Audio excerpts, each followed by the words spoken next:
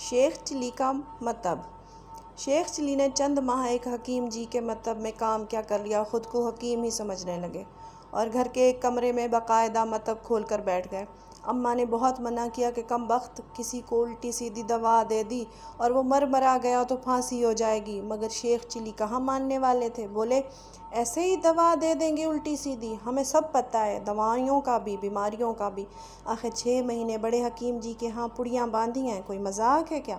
تم بالکل پریشان نہ ہو اماں، اب تو سمجھ لے پریشانی کے دن گئے، بہت نکما نکارا نکھٹو کہتی تھی نا، اب نوٹ گننے اور تھیلیاں بھرنے کی تیاریاں کرو، دیکھنا جلد ہی بڑے حکیم جی سے بڑا گھر اور دواخانہ نہ بنوایا تو شیخ چلی نام نہیں۔ مطب کھولے کئی دن ہو گئے تھے مگر اب تو کوئی مریض نہ آیا تھا۔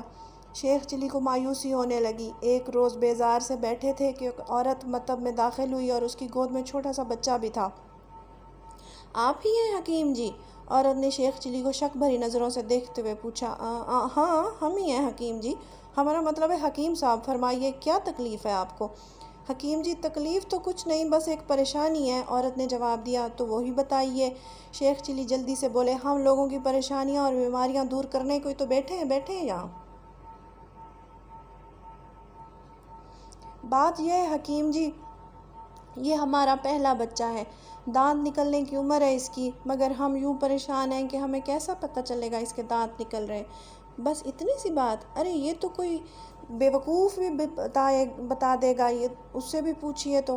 خیر اچھا کیا جو ہم سے پوچھ لیا، شیخ چلی گردن اکڑائے کہہ رہے تھے۔ یہ تو بہت آسان ہے، آپ بچے کے منہ میں انگلی ڈالیے، اگر کاٹ لے تو سمجھ لیجئے دانت نکل آئے ہیں، نہ کاٹے تو اس کا مطلب ہوگا دانت ابھی نہیں نکلے۔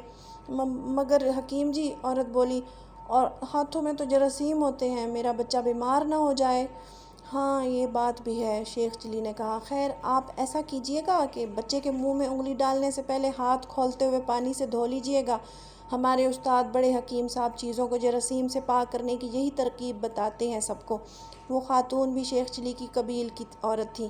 کچھ دنوں بعد انہیں بچے کے دانتوں کا خیال آیا تو شیخ چلی کی بتائی ہوئی ترکیب کے مطابق منہ میں انگلی ڈالنے سے پہلے انہوں نے پانی کھولایا، پھر دونوں ہاتھ اس میں ڈال دیے۔ ایک ہولناک چیخ بلند ہوئی، ان کے دونوں ہاتھ بری طرح جھلس گئے تھے۔ چیخ کی آواز سن کر شوہر باورچی خانے میں پہنچا تو وہ تکلیف سے تڑپ رہی تھی۔ مرہم پٹی کے بعد شوہر کو اصل بات کا پتہ چلا تو وہ سیدھا مطب پہنچا۔ شیخ چلی ایک موٹی سی کتاب پر نظریں جمائے بیٹھے تھے۔ تم حکیم ہو کہ قصائی؟ وہ شخص مطب میں داخل ہوتے ہوئے دھاڑا۔ شیخ چلی کے ہاتھ سے کتاب چھین کر تخت پر پٹک دی اور خونخوار نظروں سے انہیں گھور رہا تھا۔ ارے ہیں یہ کیا؟ حکیم ہیں ہم، ویسے قصاب کا کام بھی جانتے ہیں، کہو بکرا ذبح کر۔ ارے کیا؟ اس شخص نے اچانک ہی شیخ چلی کا گلا دبوچ لیا اور دانت پیستے ہوئے بولا، ذبح تو میں کروں گا تجھے، نیم حکیم کی اولاد، تیری وجہ سے دونوں ہاتھ جل گئے ہیں میری بیوی کے۔ مگر ہوا کیا ہے؟ شیخ چلی اس کے ہاتھوں سے اپنا گلا چھڑواتے ہوئے بولے، کچھ پتہ تو چلے۔ پتہ تو تجھے تھانے چل کر ہی چلے گا۔ اس شخص نے ان کا ہاتھ پکڑ کر دروازے کی طرف کھینچتے ہوئے کہا، سیدھی طرح چل، نہیں تو جوتے مارتا ہوا لے جاؤں گا۔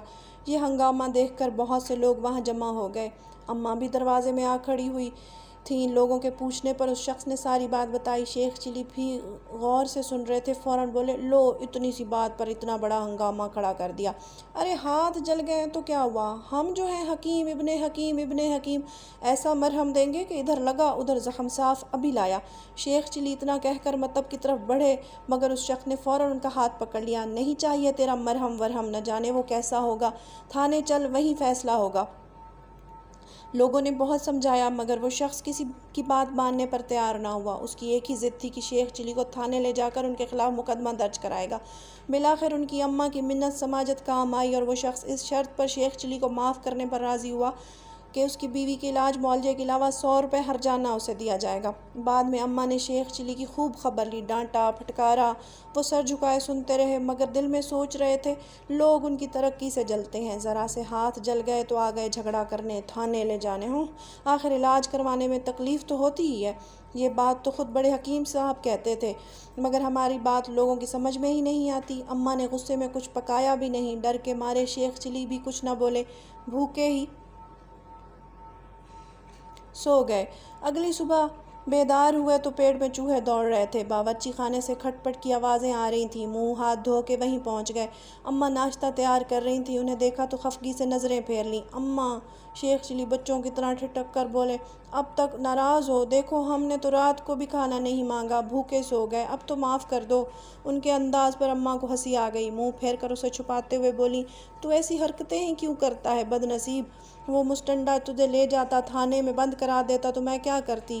نوٹوں کے تھیلے بھروا رہا تھا مطلب کی کمائی سے، الٹا اس موئی کا علاج کروانا پڑے گا جو تیرے کہنے پر اپنا ہاتھ جلا بیٹھی ہے۔ 100 روپے دینا پڑیں گے، وہ الگ، پتہ نہیں کب عقل آئے گی۔